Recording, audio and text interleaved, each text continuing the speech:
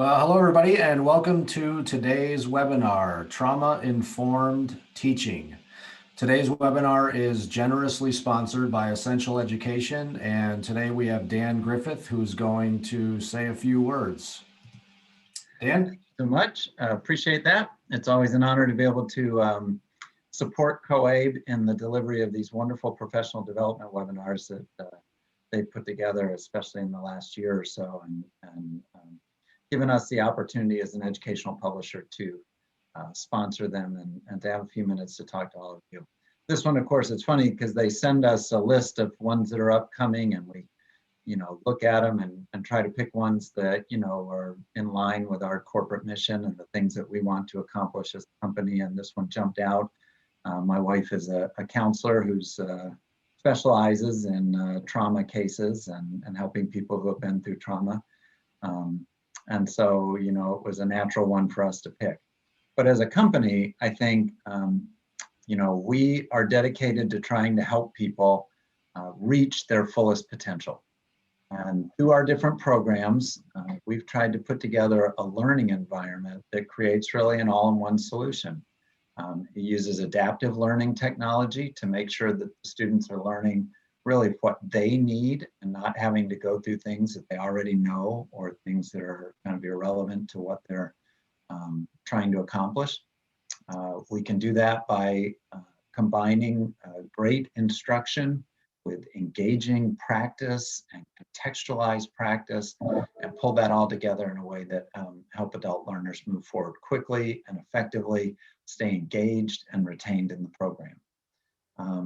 But recently, we've also put a lot of effort into making sure that our delivery mechanisms are appropriate for all students as well.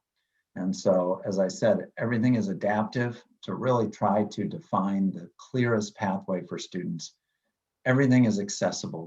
We've invested a huge amount of money in 508 compliance, ADA compliance. And if you'd like to see our VPAT, which is the form that shows how we have created tools that work with screen readers and other tools that would be appropriate for learners with different needs, we're glad to send that to you. And then we invested a lot of money to make sure everything is accessible from any device with an internet connection. So 24/7 access, mobile learning.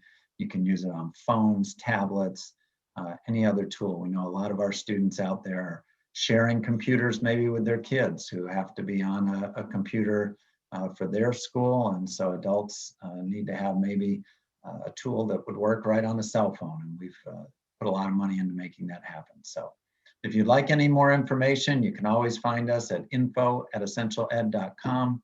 You can visit our website, just essentialed.com/educators, or you can email me directly, dan@essentialed.com, and I'll make sure you get to the right person. So thank you all very much. I hope you enjoy this workshop today and get some great things to help you and your students move forward. Dan, I appreciate that. We thank you so much for your sponsorship and friendship and all the work that you're doing in the field. I just saw a comment while you were speaking from somebody. We love Essential Education. So you're making a big impact and we appreciate it. And we wouldn't be able to host these webinars if it weren't for partners like you. So thank you very much. Thank you. And thanks to whoever made that comment. We appreciate it.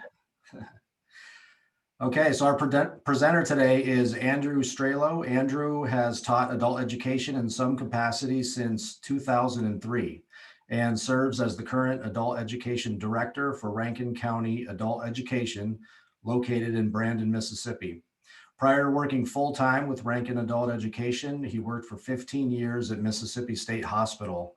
He served as a patient education instructor where he developed curriculum for various populations, such as Child and Adolescent Unit, Chemical Dependency Units, and MSH's Jaquith Nursing Home. Additionally, he served as the staff training coordinator in the staff education department, teaching, training patients, residents, and staff the importance of trauma-informed care. He makes his home in Brandon, Mississippi with his wife and 2 boys.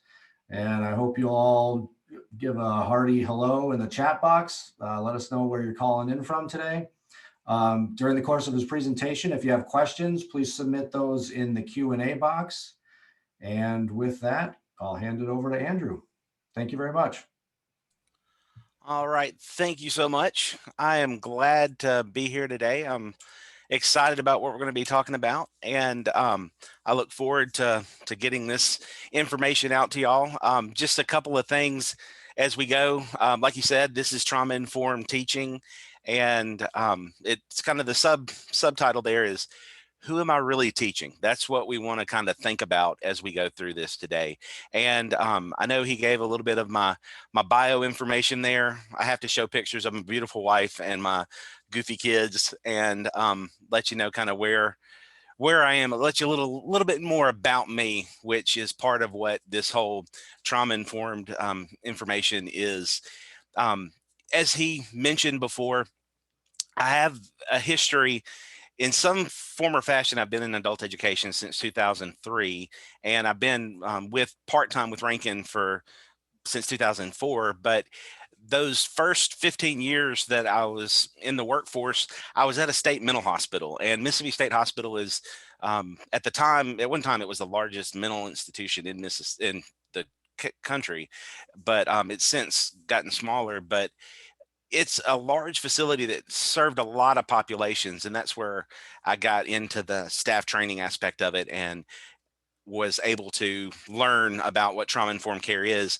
And I didn't initially do it trauma-informed teaching at all. It was truly just about patient care and things like that. But as I taught MANT, which was the system that we had at the state hospital for interacting with staff and patients with staff and staff with staff, kind of all those relational things, it helped me to realize, a lot of our students in adult ed are the same type of situation that we have going on here. So that's where it kind of bled over together. I've also had training in the past. I was a mental health first aid instructor, and mental health first aid, if you aren't familiar with that, look it up. It's really good information that can kind of help with some of this. And I've been the adult ed director for a while here at Rankin now.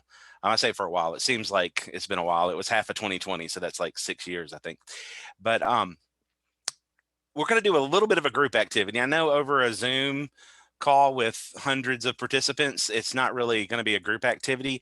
But what I want you to do, and you can do this in the Q&A box, or not the Q&A box, but the chat box, or in just jot it down for yourself. But I want you to think about the problems that your current students face, or students you've had in the past. What are some of the things that they've either endured or currently face?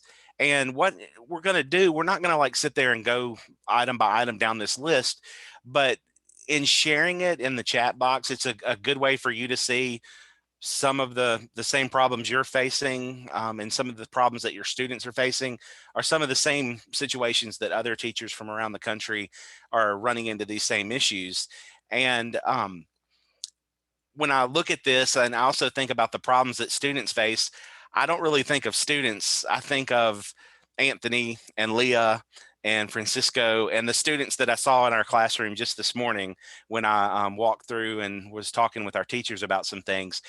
And I really see their faces, and knowing the history and the things that they go through makes a little bit of a difference. And we'll be talking about that as we go through. We're not going to spend a lot of time on this list now. We'll look at it in a little bit, but I want you to be able to kind of just get some of those things in your mind as we move forward.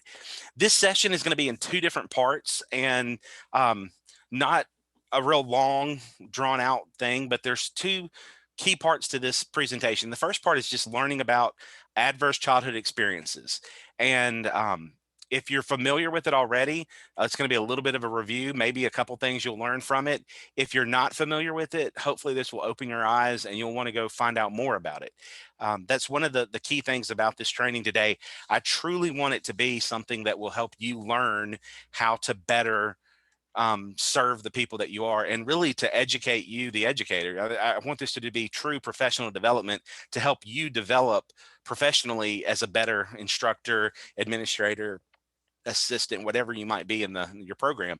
The second part is to learn how can we adjust our approach to teaching or interacting in a more trauma-informed way. And I am not an expert, as you saw in the things before. I have a degree in education, and my master's is in human capital development. I'm very focused on the person and teaching. I'm not psychology, even though I worked at a psychiatric hospital for a while. I like the psychological aspect of stuff, and I know there's a bigger part of that that goes into all that we do. But if you have questions today, I'm going to stick around afterwards for some of the questions. I am not an expert, though. I want you to know that. I can point you to the experts. And that's one of the key things today I want you to do is just educate yourself on some of this. Now, in that small group activity that we talked about, here are some of the things you might have said. And I want you to just think of students that you've interacted with.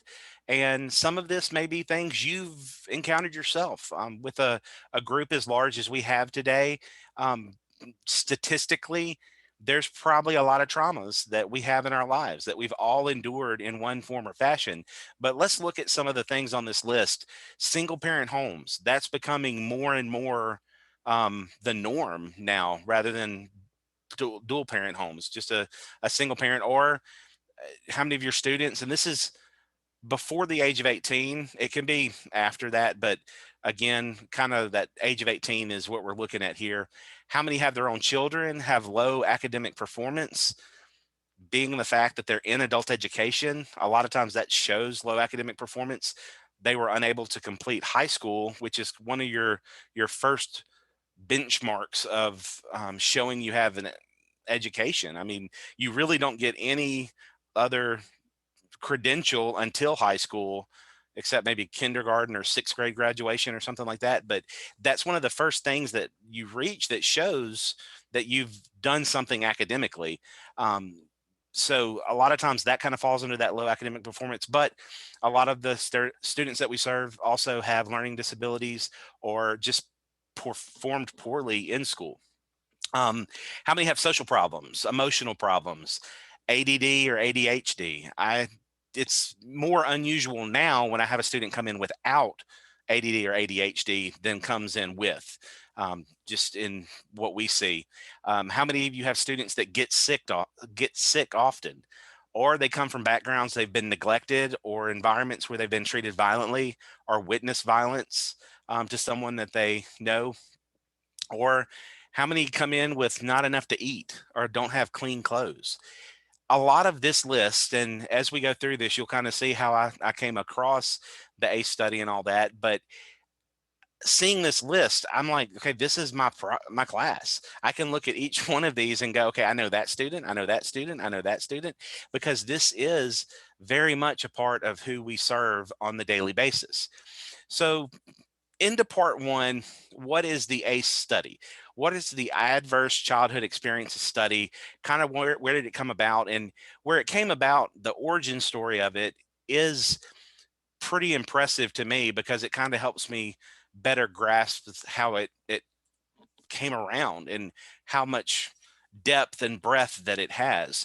1985, Dr. Vincent Folletti at um, Kaiser Permanente Department of Preventive Medicine, he was working in an obesity clinic and was asking people why they dropped out of the program. And a lot of them they were being successful. And these are people who were 300, 400, 500, even 600 pounds overweight, like very um, serious health issues from here. And they started kind of looking at their histories, and they found that a lot of the dropouts of the program, people that were in the program that had success and then dropped out, all had normal birth weights, which that in itself was kind of anomalous. And they were like, huh, that's interesting. But then they realized that their weight gain was abrupt, then it stabilized. If they lost weight, they usually regained it quickly. I can relate to that if we've ever dieted. But he started interviewing them to get to a little bit deeper, to kind of to zero in to see what's a little more information about it. As he zeroed in, the ACE study kind of came out by accident here. He was asking them questions. How much did you weigh in the first grade, when you entered high school, when you all those different questions? And there was a question about becoming sexually active. And instead of asking the age, he asked the weight. And a woman answered 40 pounds. And immediately as he said it, he realized what had happened. And it turns out she was sexually abused by her father when she was a young child, and she was only 40 pounds at the time. And as he did more interviews, he found out that most of the 286 people that he did in this initial interview had been sexually abused as children. And that one thing just made him go, whoa, wait a second. There's something to this. There has to be. That's one or two. That's a coincidence, but 286, that's a bigger view there. And another patient that had been raped at age 23 said she gained 105 pounds in that year after the attack, and had a quote, "Overweight is overlooked. And that's what I needed to be." And when he saw this and found out about it, it made him just look a little bit deeper and take a little bit more. So he realized that his patients didn't see their weight as a problem, but a solution. And in some videos and some things that he's said, he talks about how an IV drug user gets that fix. A lot of times, eating soothed their anxiety, fear, anger, depression. And the more like you realize, like, even with our students, I think of a student with a math issue. If they're trying to pass the math test, a lot of times we look back and there's other problems besides just algebra. As they always say, they don't know letters and numbers.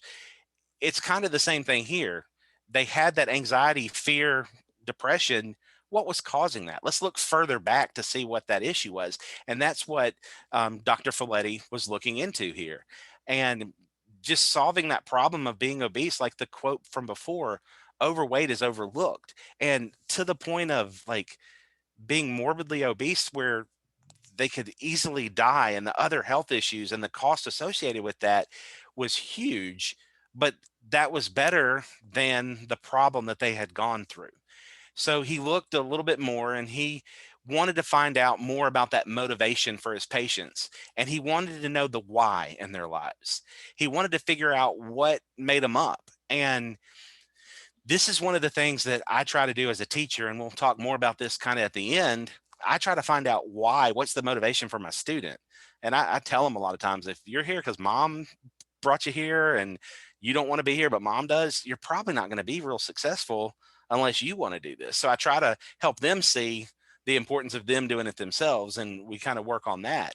But Dr. Folletti took this information to the American Association for the Study of Obesity.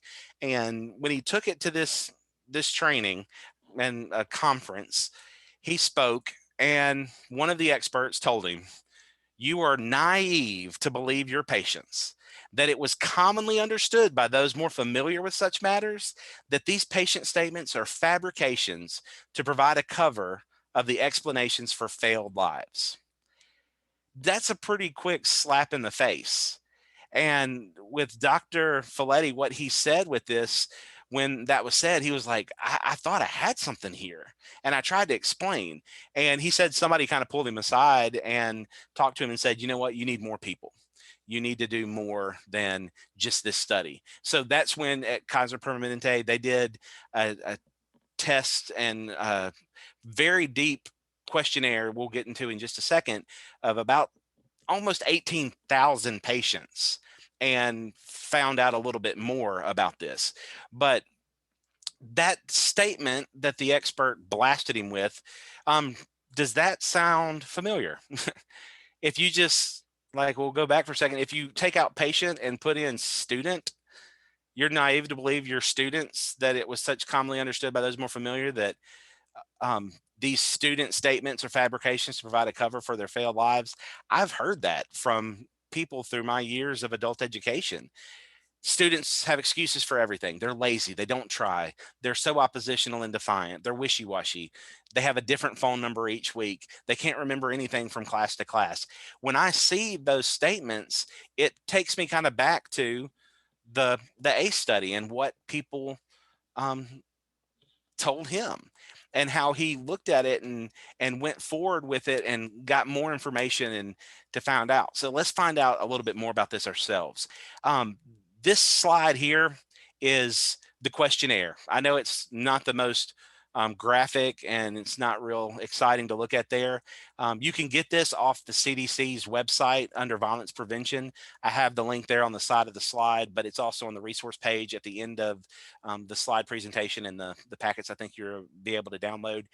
But as you see this questionnaire, to get an ACE score, you answer these questions yes or no. If you answer yes, it's a point. If you answer no, it's no point. And at the end, you add up, and that gives kind of the ACE score. And as you can see these questions, do you live with someone depressed, mentally ill, or suicidal? If you answer yes to that, you get a point. And then you get to the next one. Did you live with someone who's a problem drinker or alcoholic? A lot of times you see how these questions snowball. If somebody's depressed, suicidal, mentally ill, a lot of times people self-medicate because it's cheaper to go buy a bottle of liquor than to go to the doctor. And people will do that. Or there's drug induced psychosis and other kind of issues that can come from things like that. So a lot of these start to kind of stack on each other. So it's easy to start adding up quickly. Did you live with someone who served time or was sentenced to serve time in prison, jail, or corrections? Were your parents separated or divorced? How often did parents or adults in your home, as we're getting into more multi-generational homes, it's not always just the parent. Um, did anybody ever slap, hit, kick, punch, or beat each other up? Um, did a parent or an adult in the home swear at you, insult you, or put you down? Did someone 5 years or older ever touch you sexually, try to touch you sexually, or make them touch you, or force you to have sex? Each of these questions, you can see where those kind of go in and how those ACE numbers would go up. And it quickly lets you see, okay, wow, there's a lot of the people, and you might have even kind of been answering this as you went through, going, okay, wait a second, I have several of these. I've answered yes to several of those. Hear me out before you leave and sign off. I don't want you to think that these traumatic events are an excuse. And when I say an excuse, it's just a get out of responsibility free card. I'm not saying that. Sometimes it's a legitimate excuse. My wife's taking my kids to the dentist right now. They will get an excuse for school. It's a legitimate reason to miss school. But what I want you to do is not think of these as an excuse, but give you a better understanding of the why of their behavior. All right. That's one of the things that we want to see and become more educated on. Why somebody responds a certain way, it makes a bigger deal when we know more of the detail behind it.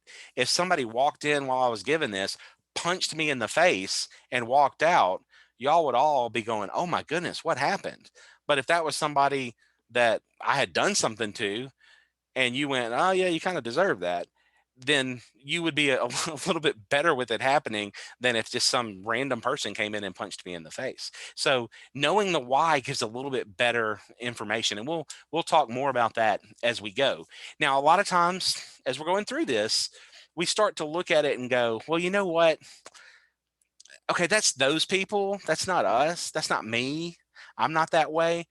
Well, let's kind of see if we can feel a little bit more of what that trauma and past traumatic stuff feels like if we have been lucky enough not to have experienced some traumatic events. Now, I'm going to show a series of pictures as we go through here, and each one of them say what comes to mind when you see, and it has a picture there. Some of the pictures may be triggering for you, depending on your past experience. Some may be kind of comically traumatic to you, and some may just be gut-wrenching traumatic to you. So just be forewarned. It's nothing graphic, but it, again, re-victimization and trauma is a real thing, which we'll talk about. So this first one here, when you see this, what comes to mind? How do you start to feel? Now, for the math nerds like myself in the group, you may go, oh yeah, okay, what is that? And you're trying to figure out what kind of problems those are. Okay. For the people that are not math oriented, um, you look at that and instantly your heart starts racing a little bit. You start going, oh my gosh, I can remember that one class and it was so bad. Oh gosh, I thought I'd never see that again. Okay. What about this one? Your friendly neighborhood dentist. Again, some of y'all might love going to the dentist. Some of y'all might not like going to the dentist, depending on your experience. That's where my kids are right now. In Mississippi, we don't have a lot of traffic jams. Usually, this is what it looks like getting out of sporting events around here. But I know a lot of y'all with your commutes, depending on where you are in the country, this is something you deal with on the daily. But when you see this in traffic, what comes to mind? Those red lights just seem to go right to our faces with those high blood pressure, and we get frustrated and angry at those idiots that won't drive correctly. What about this one? Now, if you've ever lost anything in a home fire, if you've lost and you think about somebody that's endured this, maybe losing baby pictures, wedding pictures, yearbooks, pets, or heaven forbid, loved ones, seeing a picture like this could really cause you to wonder, or to make you go, oh, did I turn the heater off before I left? Or did I turn off the fireplace? Or did I leave that candle lit? And it makes us start to second guess some of those things. This is a picture from Tupelo several years back. A tornado came through and just wiped out a good one town was almost wiped off the map, but it went through Tupelo and just really did some bad damage. I know just recently Alabama had some tornadoes that had come through. When you see that and you've endured that, it's painful. This is the Mississippi Gulf Coast after Hurricane Katrina.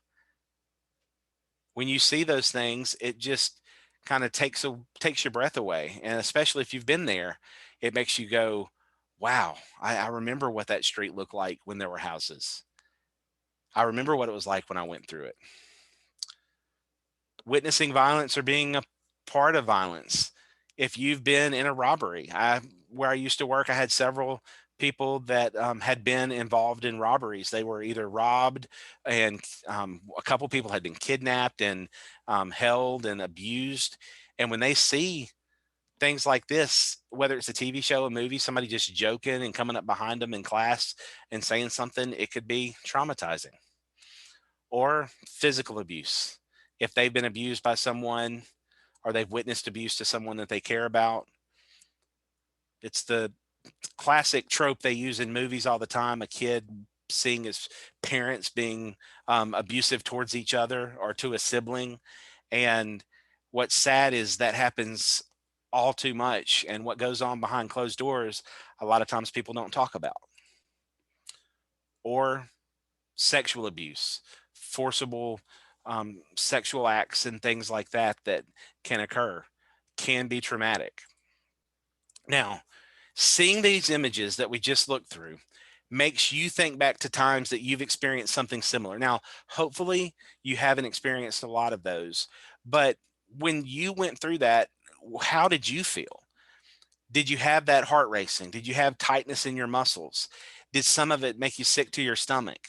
A lot of times when I see those images, luckily I've avoided a lot of those in my life. I've had other things that have happened to me. I didn't mention car wrecks in this. I didn't use a picture of something like that. But when you see those, it instantly kind of makes us think about our loved ones. If we see somebody being abused, it makes me think of my kids and my wife, and I would hate for that to happen to them. And when I see those, I start to kind of breathe a little different, and there's some tightness there, and maybe I clench my fists and I get a little more upset. And that's just from images, much less if you had gone through something traumatic in that. And one of the things I want you to realize as we look at this next slide here about how the ACE study and how it affects us, trauma occurs in not in the neocortex region of the brain, but in the limbic region. And the neocortex is rational thoughts. The limbic region is activated by stressors in your life. And we have to help people use the correct part of their brains. Now, I'm going to stop sharing my screen for just a second to show something on the video. So if you've minimized my video for a second, you'll want to get where you can see this. Okay, so if you'll all do this, and this is something that'll help you in a lot of different ways. Okay, you're going to hold your hand up like this, just with 5 fingers. Fold your thumb over, and when you fold your thumb over, put your other fingers on top of it. Okay, so this right here is going to be the model of our brain. Now, if you take your other hand and you rub all over your hand, that outer part that you see there with the little bumps in your knuckles there, that's the neocortex. And to be a good teacher, I'm going to have you repeat it for me. Neocortex. You look at that neocortex, okay? You see that neocortex. We know that this is the neocortex. That's the outer part of your brain, which is the rational thoughts, okay? If I ask you, what is in the picture behind me, and you say, oh, that's the sky and clouds and mountains and a valley, that's right. That's the neocortex. Okay, that's where you're doing that. It's a blue sky. It's a green valley. It's purple mountains majesty. There you go. We have it all. That's the neocortex. Okay, if you put that part up for a second, your thumb that's folded over here, that's the limbic region of the brain. Like your amygdala is in there. Some other parts, some of your olfactory bulbs are in there as well. So when you have that part in there, that's that limbic region of the brain. This is where we are when we're in some sort of stress, trauma. This is the part that gets triggered. This is the fight, flight, or freeze response, or flee maybe. Well, that's the flight there, but that's what part of the brain that is. Okay, so if you are freaking out about something and you flip your lid and your brain flips up, you're not thinking rationally. If you touch something hot, you don't have to sit there and go, this is hot. My fingers are burning. I should probably put this down. Instantly, you will quickly throw it down and go, yeah, that hurt, because we are here in just the reaction part of the brain. Okay. And again, I'm not an expert. This is a simplified thing. I will link you to, at the end, there's a sheet that has this hand exercise on it for you. So you can use this with people. All right. So when you're in this part of the brain, what you're going to do, if you're freaking out, an easy thing to do is take some deep breaths. So as you breathe in through your nose and out through your mouth, put a finger down. And you do that slowly breathing in, slowly exhaling, and you put another finger down. By the end of the time that you do that, you'll be back here in the neocortex, a little more rational thought. Okay. Taking the time to breathe and do it. That's one of the reasons I wanted to use this beautiful backdrop of my summer vacation up to the Grand Tetons in Wyoming. We saw this, and it's the most peaceful, beautiful place I've ever been. It literally took my breath away as I rounded the curve and saw this. When I'm stressed out, this is the image that pops into my head. It makes me feel so much better, just picturing something like this and doing a little bit of that breathing just to take a deep breath, slow myself down for a second, and then make a better thing. And I just saw a comment about, I did that exercise, I'm ready for a nap. Yeah, it instantly gets more oxygen to you and it helps you to relax. I use this with my kids at night when I'm trying to get them to go to sleep. I tell them to breathe in and do some exercises there. Okay, so now let's look back at the screen. Let me share back with you. And as we're seeing this, we want to help people get to the right part of their brains. It's hard to be in class and working on math if you are not in the neocortex, so we have to make sure that we're helping people out there. And it's the classic educational line we use, Maslow's before Bloom. Maslow's hierarchy about safety and security. You have to feel safe before you're able to do anything in Bloom's taxonomy.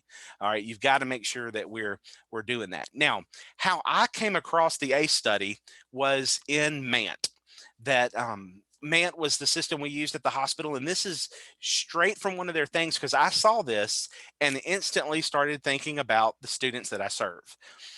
Trauma, if you believe you're in danger, the more traumatized you may be. Intent does not allow us professionals to determine whether or not a particular event is traumatic. It's up to the survivor.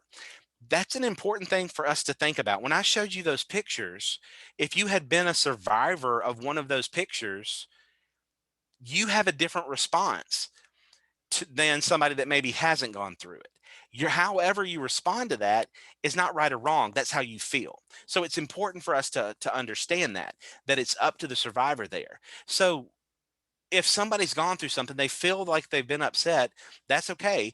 Now let's look at it and see what we can do with that. If you feel that someone's in danger, whether it's real or not, that's what trauma is. Now, a lot of people have gone through things and they definitely feel traumatic and they feel like they've gone through a horrible thing. Other times people just think they have. If you've ever ridden with somebody that you felt like you were not safe, anytime I'm not driving, I feel like I'm going to die because I'm not in control. I'm too close to the edge. They're going too fast. And I feel like I'm going to die, even though I've not died yet. So they've been okay. They haven't been driving too fast. It just seems that way when I'm not in control of it. But I felt like I was. So I was experiencing those traumatic things. And with MANT, what they talked about was incorporating knowledge about trauma, prevalence, impact, and recovery in all aspects of service delivery. And that's trauma-informed services. So if you just swap out services for teaching, we want to make sure that we know what trauma is, how prevalent it is, like how much does it happen, what's the impact of that trauma, and then how do we recover from that. And when we do that, we want to minimize in re-victimization and lead to services that are hospitable and engaging. Now, we've talked about what trauma is and some of the things, and I'll tell you a little bit more of the impact in a second. But as we see this, one of the traumatic events that really can help us better understand this and understand it well is COVID. What COVID is, what's the prevalence of it, what's the impact. And this is where COVID and trauma have a very close connection. If you were impacted negatively by COVID, losing a loved one, losing someone you know and care about, that affects you completely differently than the people that I know that have got it and they were like, yeah, it wasn't that bad. Well, of course not, because it felt like a cold for you, but it killed somebody else. That's a good example of trauma. If you have gone through trauma that's been harmful and hurtful to you, and then I'm somebody that did not go through it, it's hard for me to think of it as important as it really is when I haven't personally been affected by it. And that's one of the things we have to make sure that we think about with trauma. How are we affected? Or if we have not been affected, how does that matter to us? How can we better learn how to help and serve people? This is a chart that kind of looks like Maslow's hierarchy, but it's actually, as you can read there at the bottom, adverse childhood experience influence on health and well-being throughout life. It starts with generational embodiment and historical trauma there. And there was for my Oklahoma folks out there, any Boomer Sooner folks, there's a psychologist at the University of Oklahoma. His name's Daryl Tonema. I went to a trauma training that he did one time, and he works with the Native American populations and goes all over really North America, presenting and teaching and helping different Native Americans or just indigenous people on in reservations in places around the country. And he helps deal with the generational historical traumas that are there. He actually has worked with the National Institute of Health and about training with diabetes, because that's a long-term health issue, a disease, disability, and social problem aspect there at the very top that can come from historical traumas that happen for years on end.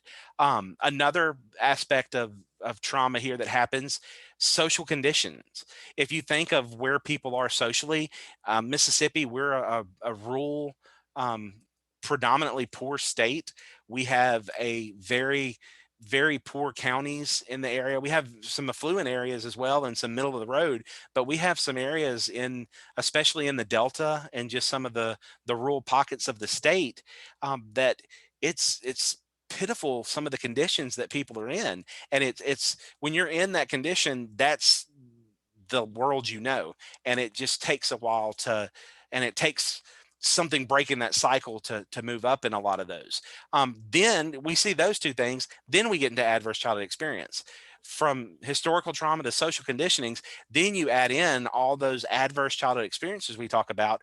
Well, that's when it gets into disruptive neurodevelopment. That's when it gets into social, emotional, and cognitive impairments, health risk behaviors, disease, and even early death. An example of this would be a student drops out of school because they had cognitive impairments, because they had a disruptive neurodevelopment. Instead of learning at a young age their alphabet and colors, they were having to deal with being sexually abused. If your brain starts wiring and firing in a different way to deal with abuse, that's going to keep it from being able to do things in other areas. It's not going to have the proper development that's there. A good example of this that kind of helps explain it, and this is a great website, you can go there. It's STEAM, but they have a big part on trauma because the lady that runs it has a background in some of that. If you think about a tree growing, we think a lot of times, oh, well, the people we serve are adults. Well, we're at the top of the tree. What's happened to that tree by the time it's gotten to that adult stage? What happened at the root level in the prenatal? And we think about that of a lot of times mothers with drug use, or what other things happened before, while the baby was in utero, or even before then, after birth, where the tree gets above ground.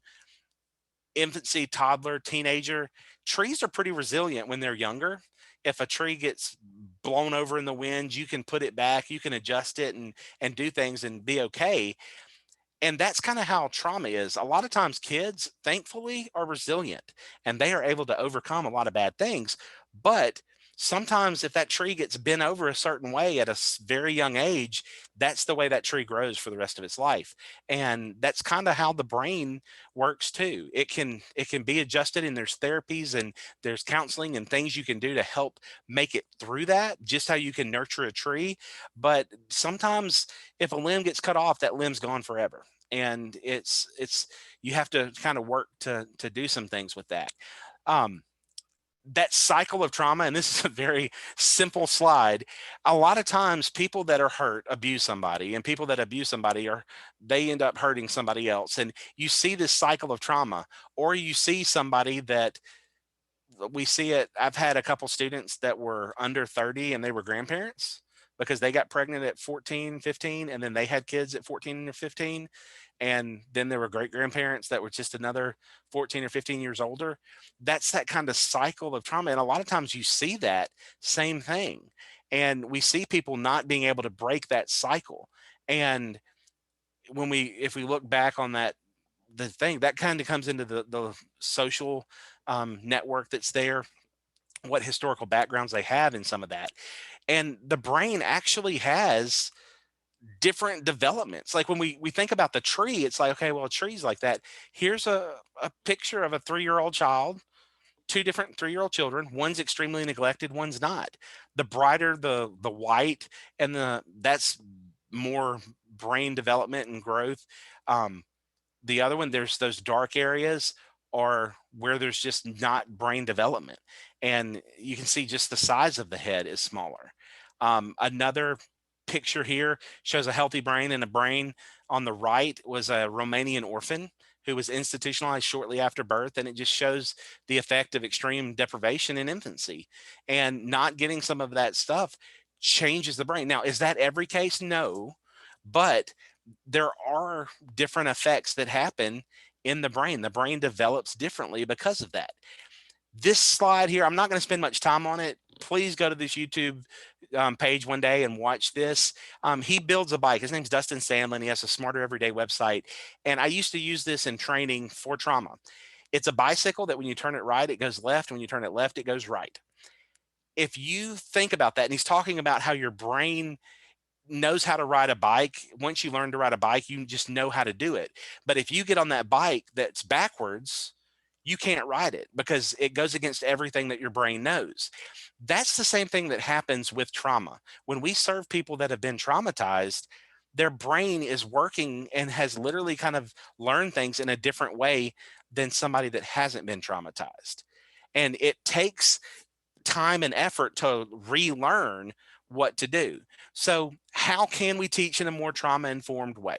What can we do to try to help them learn how to ride that bicycle better? And what we have to look at and do here is we have to going back to what Mant said a minute ago, minimize re-victimization and lead to services that are hospitable and engaging. All right. So we got three things there.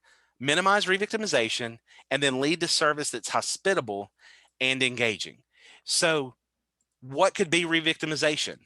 Well, if you think about school, just school itself, take trauma out of it and just think about a school setting. You have mean, bad, incompetent, lazy teachers. They might have had just a horrible learning environment. The setting they're in may not be conducive to their learning style. Maybe they're one of those students that has to get up and move around. If y'all have been watching the video of me, I'm all the time moving my hands or moving my legs. I cannot sit still. It was all I could do to get through school. Um, I have had teachers that got really upset about that. I've had other teachers that were better with it. Maybe that was some of their experience, or maybe how they were treated about poor performance at school or possibly at home. That's taking just into account school, not to mention whatever trauma they've had before. Maybe they were abused and yelled at. So when a teacher yells at them that they're late for class or they need to be quiet, they're not thinking, oh, mean Mr. Andrews telling me to sit down and be quiet. They instantly get triggered back to something that happened in their past. You add in those traumatic experiences of bad family situations, abuse, etc., all the things we've mentioned. If somebody goes to grab them or tap them on the shoulder, I had a student that had been abused, and specifically they were held down by their shoulders when they were sexually assaulted. So they didn't want to be touched on the shoulder. So if I needed to get their attention, if they're working at the computer with their headphones on, I would make sure to tap the desk in front of her rather than touch her on the shoulder, because that little thing could be a trigger. Um, a good example of a way to better educate yourself about this, there's a website, it's called removedfilm.com. It's a very realistic representation of trauma and re-victimization. And also it really kind of plays into the difficulties of working with affected persons. This video is free to watch if you're just watching it for yourself, but you can also pay and download it to use in training. We did that where I used to work to help people have a better understanding. And one of the great reasons why the little girl that this story is about got taken out of her home and put into foster care because of an abusive situation. And one of the abusive situations involved a dress, and her mother's the man kind of grabbed the dress, and it had to do with a dress, and they kept saying dress and screaming dress. Well, later, her foster mom gets her a nice new dress, and the girl goes berserk. And it's not a very long film. It's less than 20 minutes. But when you see that, it makes you just go, whoa, wow, I didn't even think that would be an issue. Like, and if you were their foster mom, you don't know anything about that. But once we know it, we go, oh, yeah, that was a bad idea given the dress. But you have to know that information. But it's a good example of how somebody can be re-victimized, or just ripping the painful band-aid off of a trauma that's affected them in the past. Another thing, how can we be more hospitable? The word hospitable, if you think about hospitality or a hospital, we want to do things, and this is what we try to do in our program, are these things right here. Think about how you do student interviews and intake when someone comes in. Take time to get to know the students. Take time to learn their names and things about them, things they enjoy. Vary your class time options. Students have 2 and 3 jobs, and we only offer class in the morning. Well, you know what? Normal morning school didn't work very well for them. So what about a night class or weekend testing or things like that? Having different sites with varied teaching. We have several teachers in our program, and a lot of them teach in different ways, and some students like one teacher over the other one, and our teachers don't take it personal because it's different strokes for different folks. Everybody likes something a little bit differently, and you need to offer those kind of things, and even vary some of our teaching to help better reach out to folks. We have parties, celebrations, etc. We once just gave like a little Debbie with a candle in it to somebody just joking around, really, because it was their birthday, and they were like, I can't remember the last time I got a cake. And it was something as small as that really carried over well for that student. And then Think about other options for students. I've had students lay on the floor and work. I've had students go to a different room, different things, because I mean, it doesn't bother me how they want to learn. If they can learn better doing that, my dad taught me a long time ago, take away the excuse. If their excuse is they can't lay on the floor, okay, sure, lay on the floor. Stay out of the way so nobody steps on you, but you can work right there. Once you do that, then the students work. And sometimes it does start a ball rolling and you have to draw the line somewhere, but be thinking about those kind of things. Also, how can we be more engaging? Engaging, Dan mentioned it earlier, essential ed, they try to keep learners engaged. That is key. If you can get somebody engaged, you show that you care, you're showing what you're doing, guess what? It's going to make them feel more involved with it. And that's what we want to try to do. One of the problems, and I love the movie Maverick, or not Maverick, that's the movie coming out, but Top Gun, the original in 1986. Spoiler alert if you haven't seen it yet. I'm sorry, but when Goose dies and Maverick is there at the end of the movie and he has his dog tags and they keep saying over and over, Maverick won't engage, Maverick won't engage. Maverick can't move forward because he's still holding on to the past. A lot of times, how can we be more engaging? We have to deal with our own issues before we can help somebody else. And that's something that's important for us as staff and teachers to work with each other to make sure that we are dealing with stuff, whether it's you're seeing counselors or you're doing something to deal with your own traumatic issues, then we're better able to help others. But it's hard to move forward while you're still holding on to what's there. So how can you be more engaging with students? Helping them. And if you notice, this list is exactly the same one as the hospitable. The interviews, that's a good way to talk to folks. And there's formal interviews when you're actually talking to them and filling out paperwork, and then just sitting during a break and talking to them. That's a good way to get to know more about your students and all those other details that are there. One couple of last things as we wrap up here.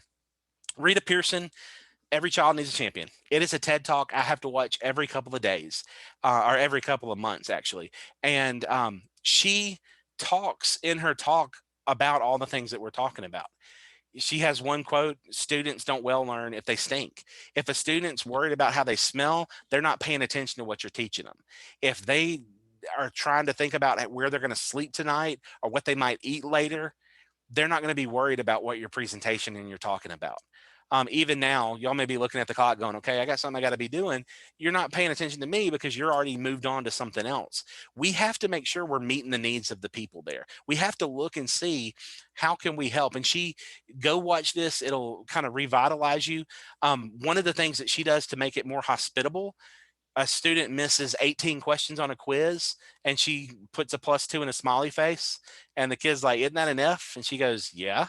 And he goes, well, why'd you put +2 and a smiley face? She said, you got 2 right. And you're going to study and do better, right? And he's like, yeah. And her quote is, -18 sucks the life out of you. +2 says I ain't all bad. And that little line there is a perfect example of being hospitable. They come to us, we're going to serve them and love them how we can as a teacher and do everything we can to help them, because if we don't, they're just going to say, oh, you're just like everybody else that doesn't give a flip about me. And that's why we have to really engage in that. Now, going back to that small group activity that we did before, and there were several comments in the box, and there were lots of the stuff that was there and said, but think about how you might could do things differently with some of those things you see listed. Is it providing a number to help people get into a shelter if they need a place to stay, or a clothing closet if they need clothes or food, or some places I know have places where you can go and get outfits for interviews and things like that. But does this help you better understand why students do what they do? And hopefully this inspires you to work harder to meet the needs of your students, because that's what we're here for. Without students, none of us would have a job. And that's something a lot of times we kind of look at and think about and go, oh yeah, I guess that's true. But we need to reach out because life's only getting harder for people, especially in this time that we find ourselves. All right. Now, if you have any questions, again, I am not an expert, but I will gladly try to answer. I'm going to look in the Q&A box and see what questions we had there.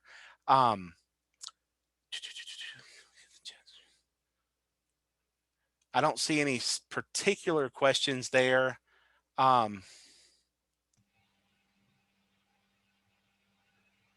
There were questions presented to students that talking about different languages. Go to the CDC website on that, and they have lots of languages for those violence questionnaires and some of the things that are going on there. Let's see. The Native American speaker psychologist, his name's Daryl Tonemaugh, Tonemah, and Daryl Tonemaugh. He's with the University of Oklahoma. That's that one.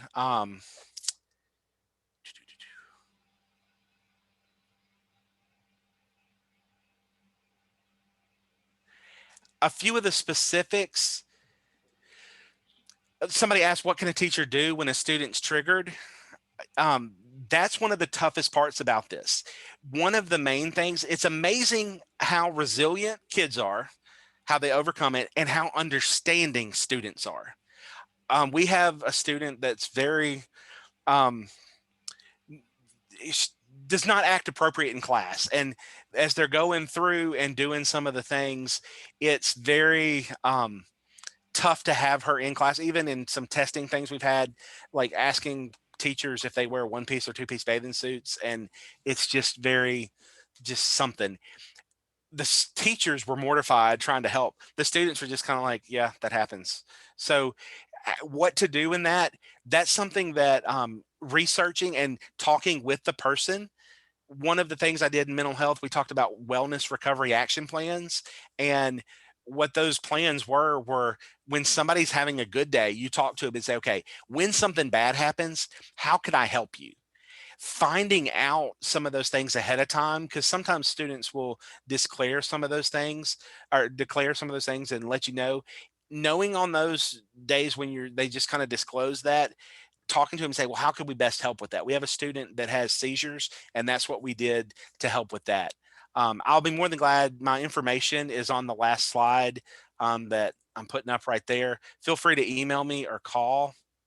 Oh yeah, there's resources, and then my information's there. The last thing, Hale State, Amy, I was class of 2002. If somebody refuses counseling, all we can do is help as best we can. We can't force them to do anything. So that's something that we'll look at there. The questions about, do you live with anyone? Does that include the one answering it, the student? I am not exactly sure. You'll need to look at the actual ACE study and see the specifics of that. That's just one I'm not familiar with.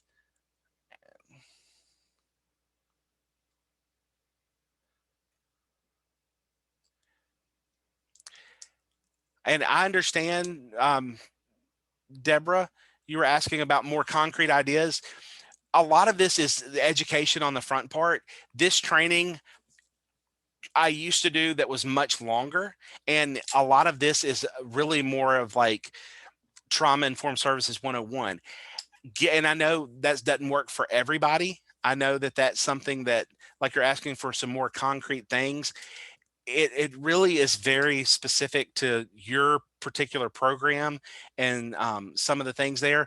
Providing some of those options are one of the things it's hard to come up with all the specifics for that. I do have a little bit of information on some of that, but it's just not a full presentation in this part of the presentation. It's just only so much to do in an hour. So I apologize for that. And somebody asked about Daryl Tonemagh's information. I will put that in there.